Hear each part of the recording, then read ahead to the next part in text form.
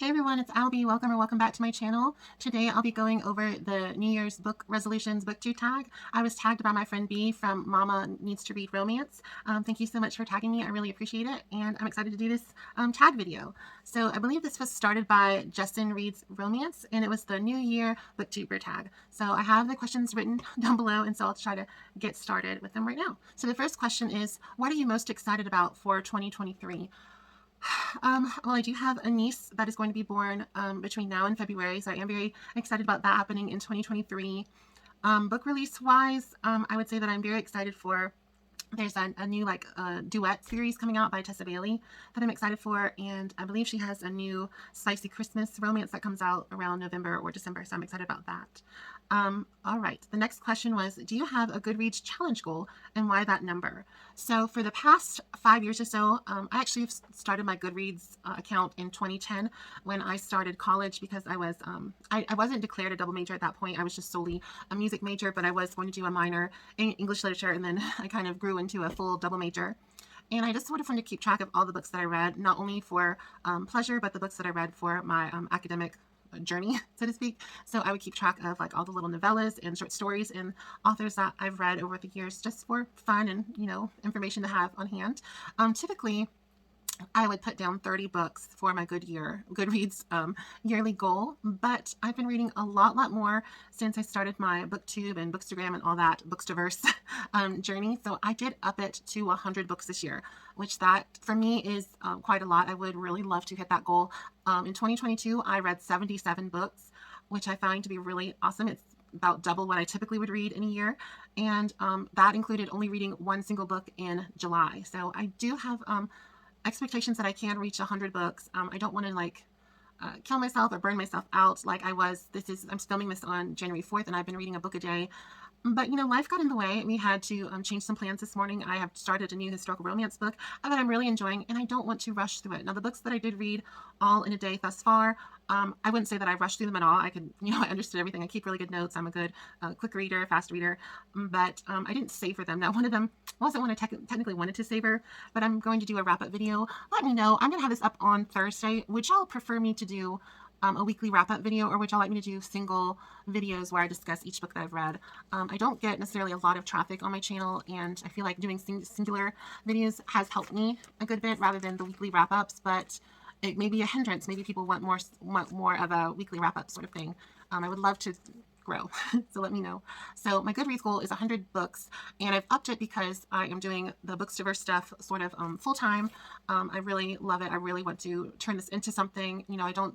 I don't think I'll ever hit like 1 million subscribers or anything, but I would like to work with publishers and independent authors and turn this into something, because it's really something I'm really passionate about. I live in a really small town that I don't really fit in very well, which is fine. You don't have to fit in to, have an enjoyable life, but this book community has really meant a lot to me, and I just really have a lot of heart and love for independent authors and new authors, specifically in the romance genre, and I just love to work with them. I don't need to make a lot of money or whatever, but I just really enjoy it. I like the work. I like helping others. I like discovering new authors. I like reading new voices. I think it's so cool. It's just wonderful. And that's been my favorite part of this whole journey, is a lot of eye-opening things that I never really knew about. And I love this side of publishing, the sort of marketing and media behind books. I find really fascinating and enjoyable. So yeah, I want to do 100 books because I think that is a fair goal of reaching authors, reaching new voices, and basically turning this into sort of work and play, or learn and play, or whatever. So I'm excited for that. All right, so the next question was, list 3 5-star predictions. Okay. Oh my goodness, do I think these are going to be 5 stars for me? Because I could easily just do auto buy authors. Let's see. I really have enjoyed, I think her name is, I don't think it's Elise, I think it's Elsie Silver, who wrote Flawless and Heartless, and she has a new book coming out at the end of January, I believe. Everyone has loved Heartless. I really enjoyed Flawless, which is book 1. I gave it either 5 or 6 stars. I'll have to check. And I would say that's gonna be a 5-star read for me, because Heartless I really think I'm gonna like, because a lot of people have named it as one of their top books of 2022. So I don't see why I would be much different from a lot of other readers. So I think a 5-star prediction is fair for Elsie Silver. There is a new Leviathan fitness book coming out. I believe it's Griffin and Gaines coming out this fall by Ashley Bennett. I think that's going to be a 5-star read. I absolutely loved Muscles and Monsters, as well as Triathlons and Tentacles. I might have them backwards, but I have loved the Leviathan fitness series so much. If you like cozy meets spicy monster romances, you will absolutely love it. It's like the feel-good, spicy version of the True Blood Sookie Stackhouse series by Charlene Harris, if you know. So I think that's going to be, the Ashley Bennett will be a 5-star read. I think the Elsie Silver will be a 5-star read. And, oh goodness, it's hard not to just choose like my go-to authors, but I haven't read book 3, which is The Bride Goes Rogue by Janice Shoup. The 4th book, I believe it's The Duke Gets Even, comes out right before my birthday. My birthday is January 27th. My wish list, no, I'm just kidding. You don't have to get me anything. But the 4th book does come out right around my birthday. That's on my birthday list, so don't get it or whatever. That's The Duke Gets Even, and it kind of spoils book 3 because I haven't read it yet.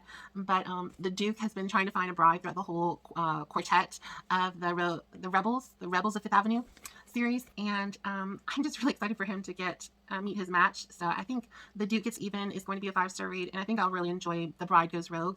Book 2, which is The Lady Gets Lucky, that was one of my all-time favorite books, like of any genre. It is my favorite historical romance novel, and I don't see why the other two wouldn't be close seconds for sure. So I think Joanna Shoup will be a 5-star read, Ashley Bennett will be a 5-star read, and Elsie Silver will be a 5-star read. Now, of course, Tessa Bailey has 2 books that I'm very excited for, and Katie Robert, of course, she has I can't remember the title, but it's a gargoyle romance coming out, I believe in March, part of the Deal with the Demon series. I can't remember the title, but it's a beautiful cover. Let me pause that because it's my copyright. I wasn't sure if my grandma's telephone ringtone would be copy stricken, so I had to pause it. So there's a gargoyle romance coming out of the Deal with the Demon series by Katie Robert, so I'm very excited for that. All right, the next question is, what genre, subgenre, or trope do you want to read more of? Genre, romance, maybe some mystery. I do love mysteries. I definitely have some Nancy Drew books on my Kindle that I'm not gonna lie, I'm excited to sort of reread as a grown-up. And what's weird is they're actually like considered spicy Nancy Drew books. They were published in the 80s, but my library had them when I was in 5th grade, and I read them like a crack addict. Like, I love them. And I do remember them being spicy, and I kind of want to see if book 1 had the same scene as it did when I read it, because I think there's like a handy J or some heavy rubbing of jeans that goes on in that book. And I remember her trying to get clues, and I was like, what's she doing? And I talked to my mom, and my mom was like, what are you reading? I was like, it's Nancy Drew. So, and that one is Secrets Can Kill. It's the first book in the Nancy Drew files, and you can buy them on Kindle. I think they're like $3.99, and I definitely want to reread those. So I bought the first 3. It's Secrets Can Kill.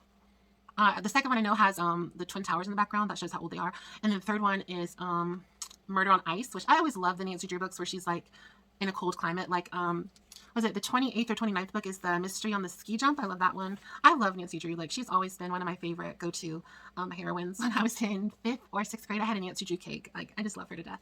So I definitely want to read some romance, of course, and then some mystery, probably Nancy Drew files. And I love Ruth Ware. She's an amazing mystery author. In a Dark, Dark Wood is really wonderful, as well as The Woman in Cabin 10. Those are my personal favorites by Ruth Ware. And then I also love general women's fiction. So I might pick up like a Jennifer Weiner. I love her books. She wrote In Her Shoes is probably her most popular. And there was one I really liked. I think it was called Till There Was You. And that was like a framed narrative story about fertility and infertility and adoption and like selling your eggs and stuff like that. That was a really interesting book. So probably something by Jennifer Weiner and Ruth Ware would be up there as well. Some subgenres in the romance that I would like to read more of. I read my first Omegaverse, which was Heat Haven by Sarah Blue. I definitely was intrigued. I did a whole Instagram post about that. It was interesting. I was a little confused by some bodily functions, and I'll get into that in my wrap-up, but I liked it. I like that they're sort of reverse harem. They're a little MFM, you know. I thought they were fun. It's just a little confusing because that book wasn't necessarily the best to go into the Omegaverse because it doesn't explain exactly what it is. So I might look for one that's a little more like how-to of Omegaverse. I definitely want to read some more alien romances like Ruby Dixon. I love Ice Planet Barbarians. I'd like to read more monster, of course. I have loved monster romances, which is unsurprising to me now because I just did a post and I was obsessed in 3rd grade with the book series, The Adventures of the Bailey School Kids. It's like vampires don't wear polka dots, mermaids don't run track, gremlins don't chew bubblegum, ghouls don't scoop ice cream. That was a really popular series when I was young, and I loved those books so much. So monster romances are definitely up there. And so Megaverse, monster, alien, Yeah, I want to read something by Lillian Lark. I think I have read, I don't think I've read her yet, so I want to. A trope I want to read more of, Reverse Grumpy Sunshine. I loved it. I loved Window Shopping by Tessa Bailey, and I loved A Grumpy Heroine. I project myself as a really upbeat person because who wants to watch a sad sack, but I'm usually grumpy. So I think more of a grumpy heroine is something that I would definitely enjoy. So Reverse Grumpy Sunshine would be a lovely one. I also love historical romances with, what did I call it? Like Caught in a Compromised Position. I love those compromised positions, and they're not that common to find, I guess, but it's enjoyable. So yeah, this would be my tropes I'd love to read more of. What trope do you think will be most popular in 2023? Am I thinking for myself or for others? I think probably the most popular would be enemies to lovers. I think that's everyone's general favorite. It's not necessarily my favorite. I think enemies to lovers, and I think probably like brother's best friend, or like best friend, so best friend to lovers or childhood friends to lovers. I think enemies to lovers and childhood friends to lovers / family friend to lovers will be the most popular, and I like those as well. So I think will be the ones that are most written because they're the ones that people seem to gravitate towards the most. All right, name 3 bookish goals for the year. I guess the first would be to read 100 books, and then 2 more. I guess interact more with my friends and followers. I hate that term, but I want to grow on platforms. I think the best way to grow is to make real lasting friendships and impressions on people. I would love to have, I'd love to be a part of more group activities. I know a lot of the bigger channels do reading sprints. I would love to be asked to do a reading sprint as long as I have a heads up, because I do not want to do it without my makeup on. But I'd love to do a reading sprint with a bigger YouTuber. It doesn't have to be bigger. I love to do a reading sprint. I just think they're fun. I love to do that. I would love to be a part of an author interview. If anyone is going to interview Ashley Bennett or Eloisa James, call me or message me, DM, or Joanna Shoup. Oh my gosh. If you just need someone to gab and be googly-eyed with an author, Joanna Shoup, Diana Quincy, Eloisa James, Ashley Bennett, oh my goodness, Tessa Bailey. Oh my gosh, I would fall into a puddle if I was asked to do a question Q&A with Tessa Bailey. Oh my gosh, that would be wonderful. And a third goal, so that was read 100. Well, that was 3. So read 100 books. Maybe participate in some reading sprints with people. That'd be fun. And to do like I'd love to do a like a Q&A with an author. I do have a few author friends I'd love to do. I'd love to do more collaborative videos in general. So collaborative videos as a whole, I would be something I would love to do.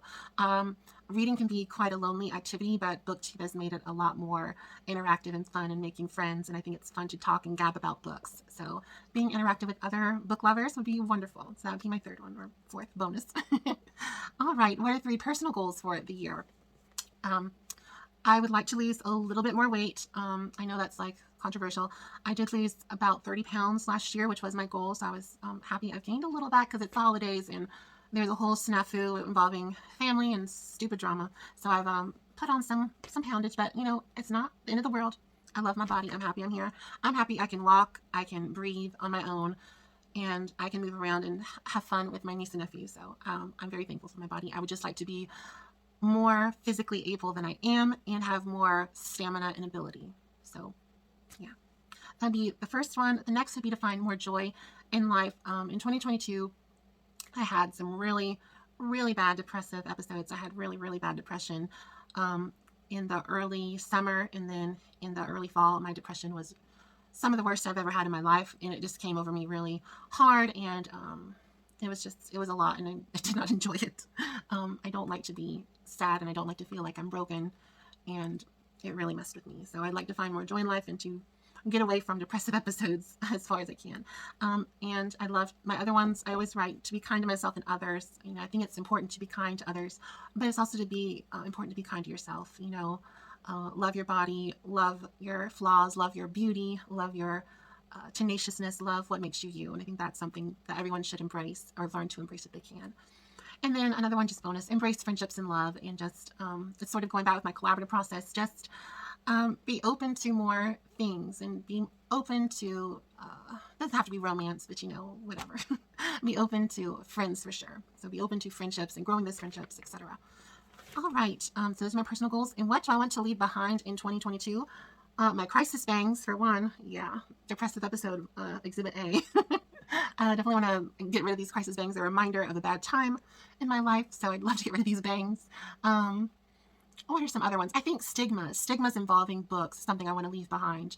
I entered into the Booktuber, as I call it, booktube, book talk, all that junk, with some prejudices and stigmas that I have shattered for myself, which I'm really proud about, and I want to continue breaking down those stigmas that I had for myself, So, and those were that, like, I came into this thinking, oh, ebooks, they're, what did they do wrong to get published? Y'all, most of the ebooks that I'm reading are a lot better than what's published at the big houses. Sorry to say it.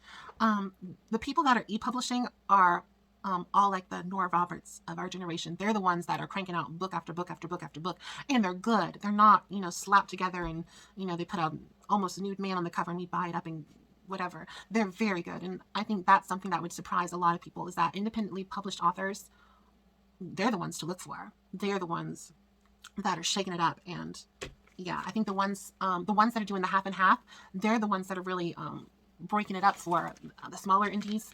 So yeah, definitely don't have that stigma that if it's independently published on Amazon or something, that it's subpar. That's a total lie. So I think that is something to leave behind, is that stigma. What's another one? I would like to leave behind, I don't have jealousy, but I think it's sort of imposter syndrome. So I'd like to get rid of like imposter syndrome, where I feel like if I'm not hitting views or asked to do things or not a part of bigger things, it's not me personally, it's not like a me issue. It's not a them issue. People don't know me. I'm very small. So I don't want to have like a prejudice or feel like I'm an imposter. I'm not like a real booktuber, because I am. I'm just a small channel and I'm growing, and I'm so thankful for everyone. I have hit almost 130 subscribers, which is amazing because it took me forever to hit 100, and I really wanted to hit 100 by the end of my first booktube year, which I did. And yeah, another goal would be, I would love to hit 250 on YouTube. For 2023, I'd love to hit 250 subscribers, and I'd love to hit 1,000 on Instagram. I have almost 500 on Instagram, so that would be lovely. But I have rambled on so much. I want to thank B so much for tagging me. Please go follow Mama Needs to Read Romance. I absolutely love her channel. She has a wonderful series that she started, which are 3-minute book reviews, which is awesome, because at 3 minutes you can cross-post them on TikTok, which I don't know if she's doing that, but it's a wonderful idea. It's a good way to get a fun snippet of what you want to look for in a book, and I think she's done a fabulous job with that. She does wonderful book hauls as well. She has such amazing finds for historicals. If you love historical romances, please check out B and her channel of Mama Needs to Read Romance. It's fabulous. Well, everyone, I think most people have already done this challenge, but if you haven't, this is your chance to do it. I am tagging you. If you are late to the game, please consider this a tag and do it, and tag me in it so I know that someone listened to my advice. Well, everyone, I hope you have a wonderful day. Don't forget to like, subscribe, share, and comment, and I will see y'all soon for another video. Bye, everyone.